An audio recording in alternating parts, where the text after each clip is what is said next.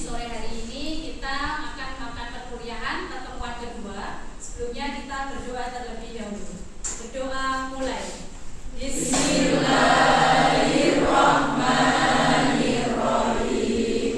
Rabbi zidni ilma warzuqni fahma bi rahmatika ya arhamar rahimin. Terima kasih. Semoga dengan doa tadi Allah memberkahi majelis ilmu kita.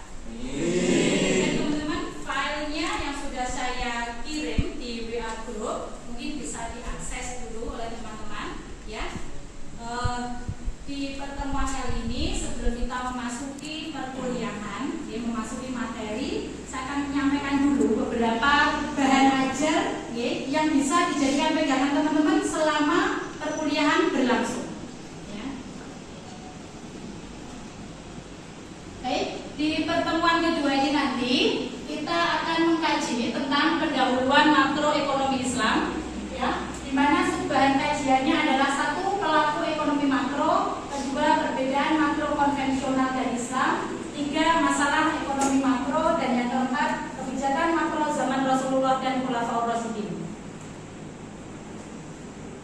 Tujuan pembelajaran kita yaitu yang pertama adalah mahasiswa mampu menyusun argumen atau pendapat terkait pelaku makroekonomi Islam. Yang kedua, mahasiswa mampu menganalisis hubungan timbal balik antar pelaku ekonomi makro. Dan yang ketiga, mahasiswa mampu mengkomunikasikan kondisi makroekonomi Islam zaman Rasulullah dan zaman sekarang. Baik teman-teman, hari ini kita akan belajar tentang pelaku makroekonomi ya. Di antaranya ada beberapa pihak, tapi yang harus kita ketahui adalah siapa sebenarnya pelaku ekonomi makro, atau mungkin di beberapa literatur itu mengatakan pelaku makroekonomi. Ya. Untuk pelaku makroekonomi Islam maupun pelaku makroekonomi dalam konvensional itu sama saja. Tapi yang harus kita tebal, harus kita garis bawahi di sini, bahwasanya pelaku ekonomi makro adalah pihak-pihak yang menjalankan kegiatan ekonomi baik berupa produksi, distribusi, dan konsumsi, serta memiliki hubungan timbal balik antar pihak tersebut. Teman-teman sudah bisa memahami ya? Filenya sudah dibuka semuanya ya. Baik. Salah satu pelaku dari makroekonomi yaitu rumah tangga konsumen. Namanya rumah tangga konsumen berarti kegiatannya adalah konsumsi. Nah, rumah tangga konsumen ini dia memiliki keterampilan diantaranya untuk modal bekerja. Berarti ini bisa soft skill, atau juga terkait dengan dia punya tingkat pendidikan seperti apa. Namanya mau bekerja pasti butuh ijazah. Kemudian di sini dia rumah tangga konsumen ini dia penerima upah atau gaji atas pekerjaan yang dilakukan. Yang ketiga, pemilik sebagian faktor produksi seperti tanah, bangunan yang akan disewakan ke perusahaan. Pelaku ekonomi makro yang kedua adalah rumah tangga produsen. Kegiatannya adalah produksi. Kemudian di sini dia membutuhkan tenaga kerja, membutuhkan modal, dia pasti akan memberikan upah, kemudian adaptif terhadap kemajuan ilmu pengetahuan dan teknologi. Tak lupa juga perusahaan itu wajib membayar pajak kepada pemerintah. Selanjutnya kita akan belajar tentang pelaku ekonomi makro yang ketiga, diantaranya adalah lembaga keuangan syariah, di mana di sini lembaga keuangan syariah melakukan kegiatan funding dan financing. Kemudian ada juga yang menambahkan memberikan servis, jasa.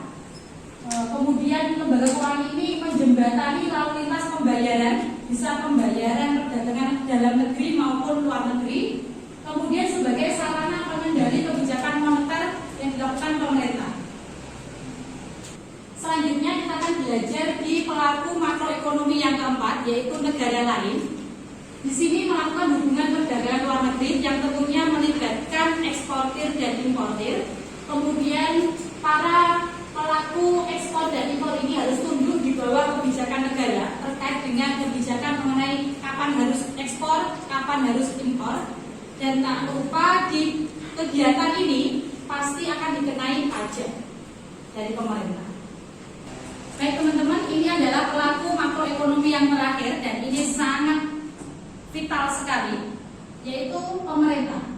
Pemerintah bisa kebijakan fiskal serta kebijakan moneter.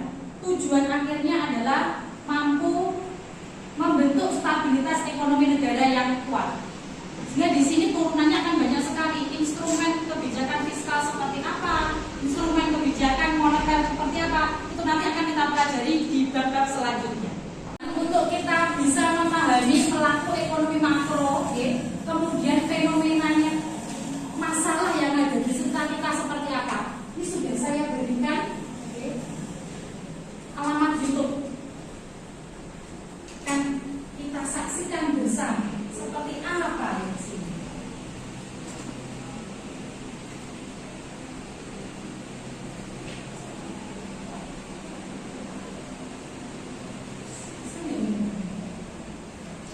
Masalah ekonomi makro kita bisa melihat dari laporan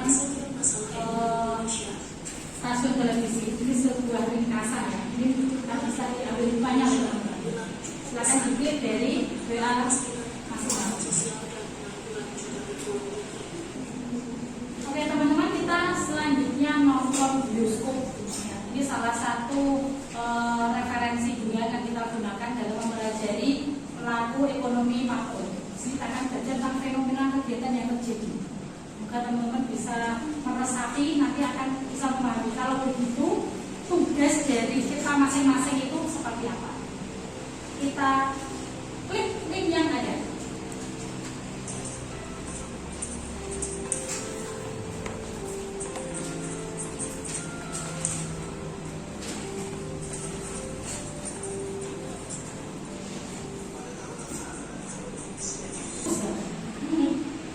Baik, ini adalah tayangan video yang ketiga.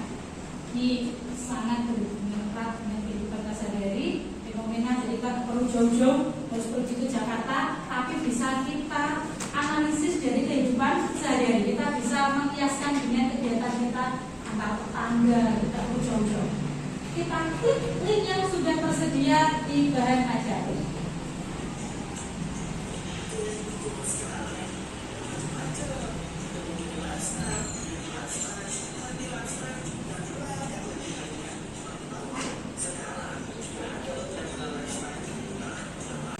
Baik teman-teman, hari ini kita akan melaksanakan latihan mengerjakan soal.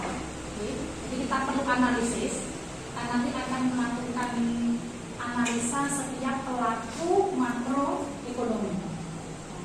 Saya butuh 5 kelompok. Kira-kira pembagian kelompoknya yang enak seperti apa? Hitung aja. Hitung aja. Lain? Kalau saran saya langsung mengelompok secara sendiri-sendiri. Oke, kira-kira teman-teman pengennya seperti apa?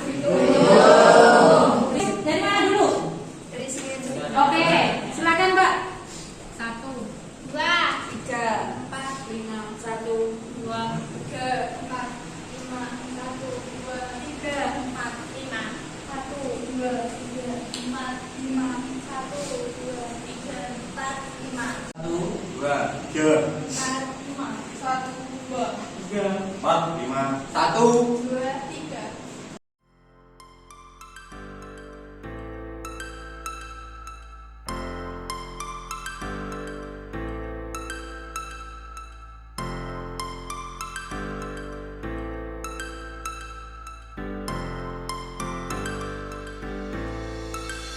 Star floating to the sky. The summer was alive, going to the end of time. I can see the daylight. I swear perfect. Is it really the end? Oke, silakan teman-teman untuk menuliskan hasil pemikiran tentang rumah tangga konsumen, rumah tangga produsen, pemerintah, luar negeri, dan lembaga keuangan. Baby, don't be sorry for me. Gonna just perfect story. You say you're running for me, but I'm much from our story. Baby, don't be sorry for me. Gonna just perfect story.